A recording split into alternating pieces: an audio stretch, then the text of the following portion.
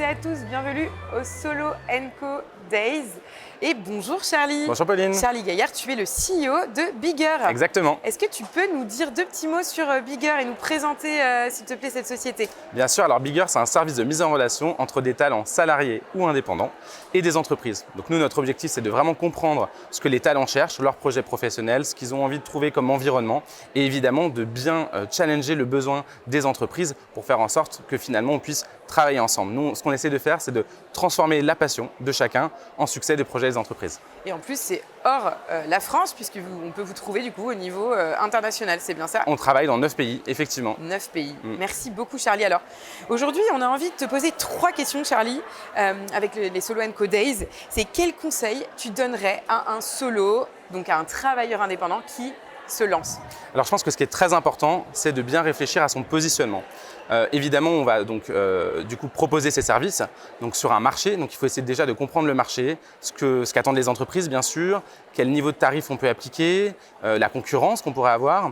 Et donc il ne faut pas partir bille en tête voilà, sur peut-être comment dire, une transformation de son activité précédente en mode indépendant, mais vraiment se poser des questions finalement d'entrepreneur. Les premières questions d'entrepreneur qu'on doit se poser sur le positionnement qu'on veut avoir et comment du coup on adresse le marché qu'on a envie justement dans lequel on s'inscrit.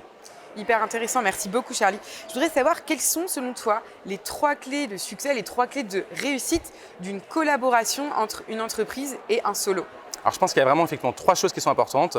La première, c'est de bien cadrer le besoin, puisqu'effectivement entre le besoin exprimé par l'entreprise et le besoin réel, il y a souvent un écart et donc il faut passer beaucoup de temps au début à cadrer, peut-être même à challenger, puisque l'expert, ça reste le solo normalement. Oui. Et donc c'est important de poser beaucoup de questions dans cette phase-là. Le deuxième conseil que je donnerais, qui me semble important, c'est de soigner l'onboarding avec l'entreprise qu'on va rejoindre, parce que même si on n'est pas salarié, on a besoin d'un certain nombre de prérequis, que ce soit du matériel, peut-être de connaissances du contexte de l'entreprise. Et ça aussi, ça se prépare. Il faut prendre le temps de le faire pour ensuite être très performant dans sa mission. Oui. Et la troisième chose, c'est de garder une communication permanente avec son client sur ses attentes, peut-être réajuster ce qui doit l'être, mais être vraiment dans cette ouverture pour pouvoir répondre au mieux aux besoins de l'entreprise. Oui, tout à fait. Hyper intéressant. Donc, les 3 clés de succès pour toi, le cadrage du projet, exactement, l'onboarding numéro 2 et la communication continue et régulière. Et fluide, et absolument. C'est ça qui garantit une bonne collab. Tout à fait. Merci beaucoup Charlie. Merci. Dernière question, la 3e. Quelle est ta vision du futur du travail? Question très macro, très large. C'est une question très large, mais effectivement, donc on travaille dans d'autres pays qui sont très matures sur ces questions-là. Et ce qu'on voit, c'est que l'entreprise s'organise différemment.